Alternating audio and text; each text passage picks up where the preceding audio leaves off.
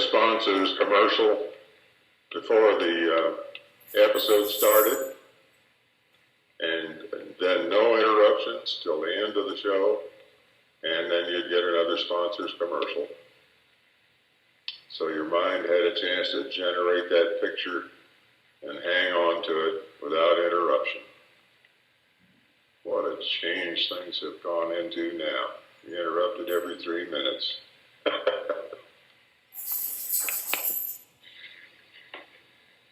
By 8 o'clock, I was usually ready to give it up and go to bed. You'd rarely, if ever, see me up after 8:30.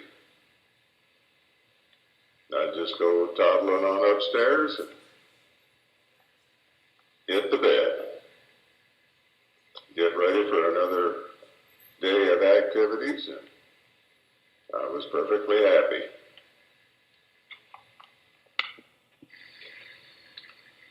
Mom would call us down in the morning, and usually about 7 o'clock, we'd all be at the table ready for breakfast.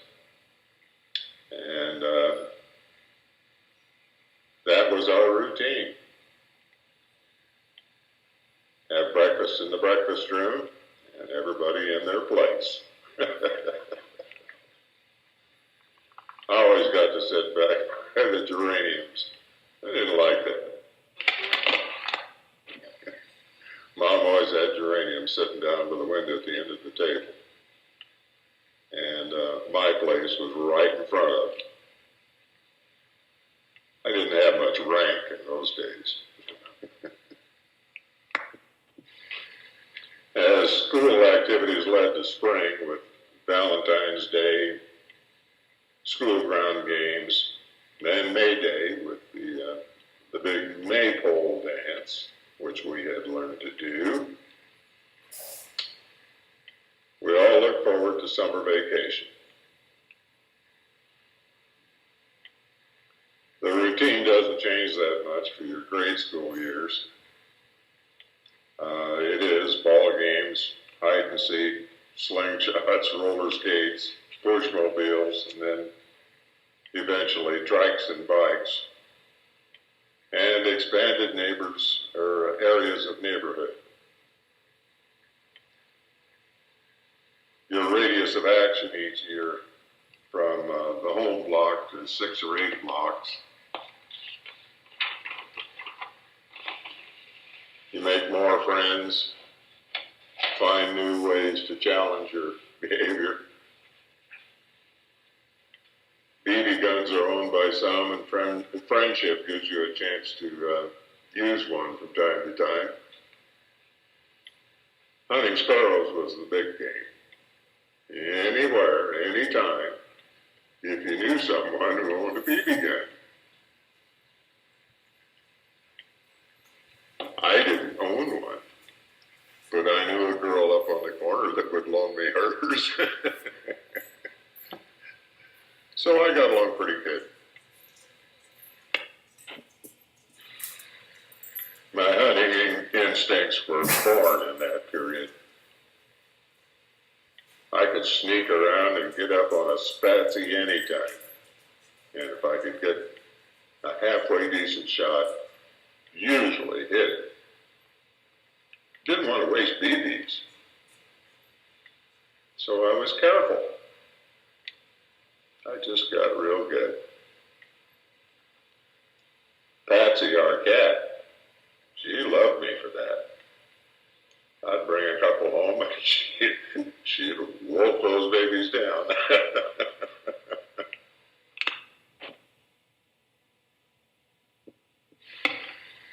We shared in the yard work, digging dandelions for 5 cents a bushel basket full. Get a little pop money there. And mowing with a push mower. Weeds in the alley along the garage and fence on the east side had to be cut with a hand sickle.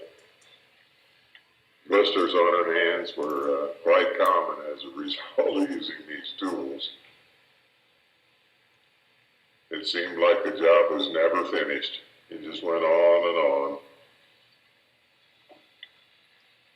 The Bill and Rosie were into school garden projects. The ground was prepared with a spading fork. The size of the garden was always smaller than their original plan. It was hard work to turn that dirt by hand, and smaller seemed to be an appropriate solution. When I got to that stage of growing up, I realized from this experience that onions, radishes, and a couple of tomato plants were the best choices. Peas, beans, carrots, lettuce, they were bad choices. Too much work weeding and hoeing, too little success with the resulting crop. I earned the same certificate as the rest of them did. My garden was scored high, even though it was limited. I spent a lot of my free time down at Arrigo's store, doing odd jobs for Jim. He would reward me with a bottle of pop or some candy. Jim was quite a great fresh fruit merchant. Everyone did home canning in those days, and people came from all directions to buy bushels of his produce. It was always full ripe, and all of it had been repacked to remove the bruised fruit. This was really choice canning fruit, much more tasty than a lot of the green stuff you see around today. It was always a mystery how he could remove all the bruised fruit and still have a full bushel basket. Agnes, Jim's wife, took that bruised fruit, and they had a facility in the basement of the store to can all of that. Very little was wasted in that operation. There was a big billboard west of the store that had to be painted each summer. This was always a big deal to me. I'd sit there for hours watching the painters lay out the new picture and lettering by hand. They mixed each color as they went along and paint and blend the colors together. Hardy Furniture Store had the sign for several years. They always had pictures of furniture and people on the layout. The sign painters were real artists and made all of it look real.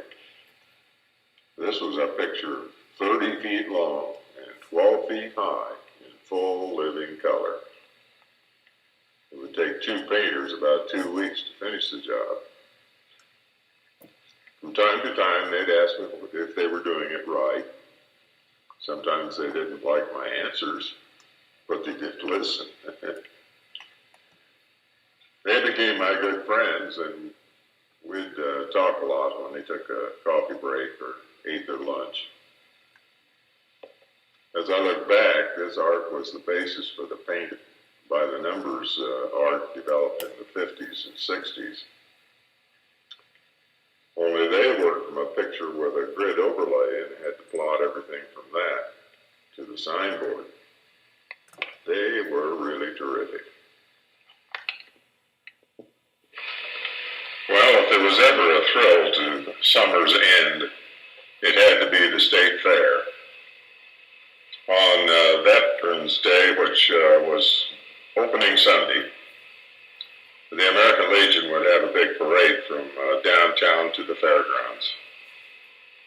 Bands, clowns, floats, and fun was the theme. Dad always involved himself with this, and then all of us got into the fair free. This would be my first fair. I'd get to go to my first auto races at the fairgrounds racetrack. I'd also get to see next year's 1932 model cars. plus all the other exhibits of farm machinery, and eventually the Midway. What a day. Can't forget it.